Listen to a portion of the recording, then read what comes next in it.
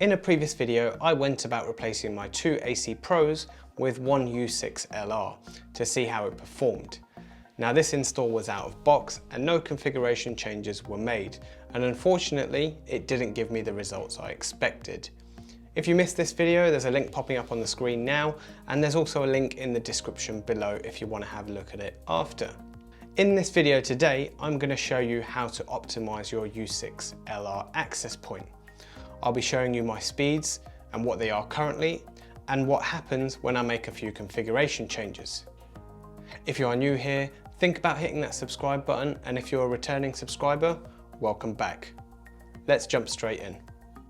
We're into our UniFi network, so let's go take a look at the U6LR.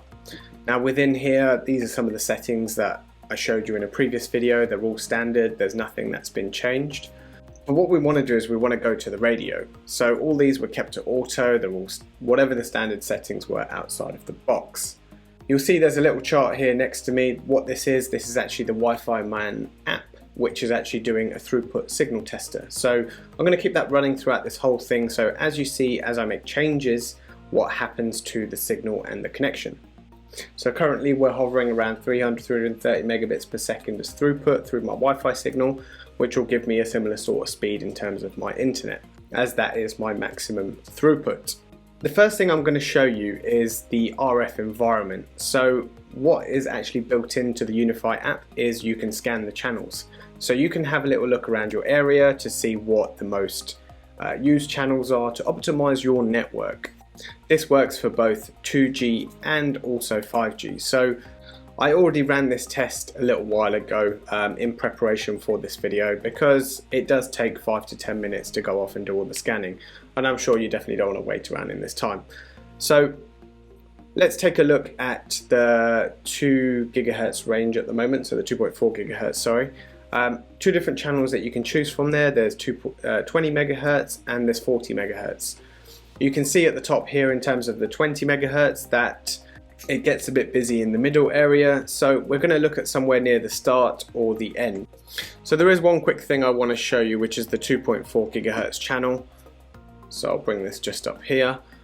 You can see that channels run from 1 to 14, and you can see the blue line how the most optimal channels are run. So you choose either 1, 6 or 11 or even 14. Because we know the lower banding is less busy, we're going to choose channel 1 for 2.4 gigahertz. Again, I'll run through each one as I set them up. For the 5 gigahertz, unfortunately, this dashboard is still in alpha, so I have to switch back to the old interface to do this. So when I try and look at the 5 gigahertz, it just doesn't display anything. If I go to devices now, we click on it, we go to tools, and you can see we have the RF environment here. So this shows the channel usages, so 1, 6 and 11. So now this is showing 6 as being less busy, and 1 being more busier, so maybe we'll flick to 6 or 7. Ideally your ones are 1, 6 and 7, because then they don't overlap.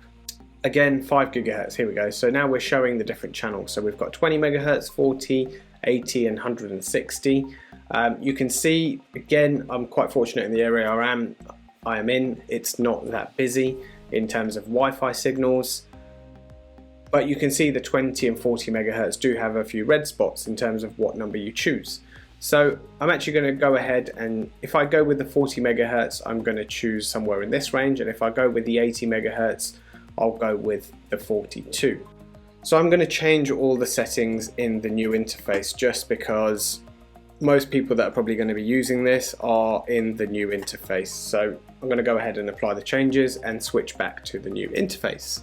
We click on the access point and we go to radio. Now I'm going to start with the 5 gigahertz, because if you have a look on the chart that is right next to me, you can see it's using 802.11ax, which is Wi-Fi 6. So my iPhone is going to be doing this. So we're going to switch this to 80, as we looked at from the channels earlier. We're going to switch this to 40, and we're going to change the transmit power. Now the transmit power itself, you see auto, low, medium and high. The transmit power isn't always as good thing as it seems to be left on auto. So automatically, I mean, the first thing I would do is go into this and go, let's go high, everything we want on the maximum settings so we can get the most out of it. Now, not necessarily that is the best thing for you to do. The best thing for you to do is probably actually set it to medium. The reason for this is because we have the U6LR, it is a long range access point and we can actually throw our signal very far. The reason this might not be the best thing for it is because with a mobile device, the signal strength isn't as strong. So we're throwing the signal far, so the access point is working a lot harder, but your iPhone or Android device doesn't have as strong a radio signal, so it can't throw the signal far enough back. So we're going to set this to medium, and I'm going to turn off a couple of settings here. We're going to turn off auto meshing because we don't need it to be auto meshing, and we'll leave enable minimum RSSI off. The other thing I'm going to change is band steering. Now, there's mixed opinions on this in terms of whether you should set it, whether you shouldn't set it. So there's off, preferred 5G, and balanced. Now what that does is, preferred 5G is if the device has 5G capabilities, it automatically pushes it onto the 5G network without any questions. Balanced is it will try and keep an equal balance between the 2.4 and 5 gigahertz range. And off is it leaves it to the device to pick its own network of what it wants to do. So I'm going to change this to preferred 5 gigahertz. I personally have had some mixed results with this in terms of what it does. I had this device that was here next to me, and so it changed itself to 802.11n, even though it was on preferred 5G, and the iPhone can do 5G. So we've set those settings here and we click apply. So we'll go that's going to go off on provision, so we'll give that a minute or two and let's see what that does. While that is running in the background also as well, I'm also going to change the channel bandwidth for the 2.4 gigahertz. I'm sorry, I'm not going to change the channel bandwidth for the 2.4 gigahertz.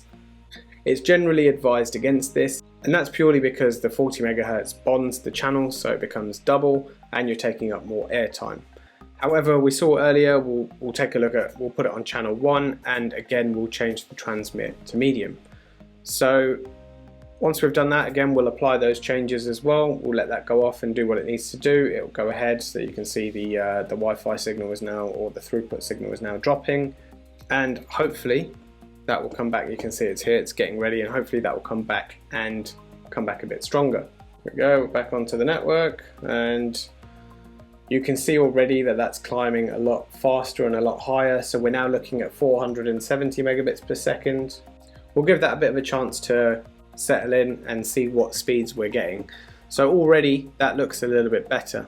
So we've changed the 2.4, so just to recap what we've done, we've changed the 2.4 gigahertz settings to one channel, or to channel 1, sorry, and we've changed the transmit power to medium. So we've changed this to the 80 megahertz range, and again the transmit power, we've turned off meshing, and we've enabled band steering. So the next thing I wanted to show you is I've actually just gone ahead and changed this channel to auto on the 5 gigahertz network.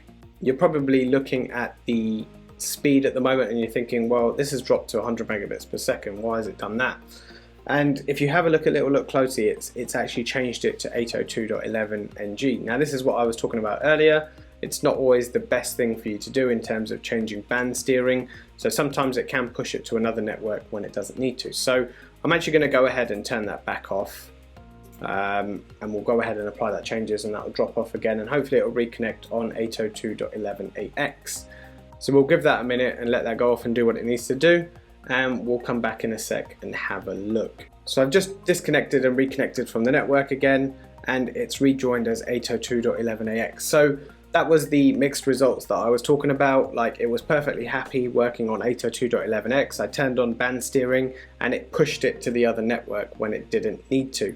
My recommendation is probably to leave band steering off, but with the Wi-Fi Man app and this throughput tester, you can constantly tweak and make changes. Now, previously you saw I was on channel 40 and I wasn't getting the best signal. I was probably up to about 450 megabits per second. If you have a look at the results now, you can actually see I'm getting almost 550 megabits per second. So my download speed, I think, maxes out at 650 megabits per second. And yeah, so I'm almost at maximum speed in terms of my ISP bandwidth. I would say with these settings, play around with them, see what works, what doesn't work. Sometimes your channel, you might just want to leave it on auto. Definitely turn down your transmit power, because the further your device goes, it will keep trying to connect back to it. So don't max it out in terms of what it's doing, and you'll get better results as you're seeing at the moment. There are other things that you can do to optimize your UniFi network, not just from a Wi-Fi perspective, but generally how it runs itself. If this is something you want to see, let me know down in the comments below, and I'm happy to create another video on this. Again, sometimes it is a case of just playing around with some settings and see what works and what doesn't work. But let me know if it is something you want to see. One final thing I'll leave you with is I'm going to go right next to my access point, and I'm going to run this throughput test to see what it looks like. I want to see what the maximum speed I can get from right next to it. So let's quickly go ahead and have a look at that. So this was me standing right underneath the access point. As you can see, the speed is a hell of a lot better than I was getting previously. This is a higher speed than my internet connection, and I am only connected to the switch via a gigabit port. So this has the capability of connecting to your switch at a 2.5 gigabit connection. So that speed can actually get a lot bigger and better. Some of the tests I probably would eventually run is do some throughput testings from one PC to another, or one computer to another, to see what throughput we can get from the Wi-Fi access point. However, this video was to show you how to get the best out of your access point. Now, there probably are some other bits that I've missed out. If there is anything you found which helps you optimize your network even better that I have missed, drop them down in the comments below, and I'm happy to give them a test to see how they work. Well, there you have it. With a few changes, you are able to almost double your speed you are getting with your Wi-Fi connection.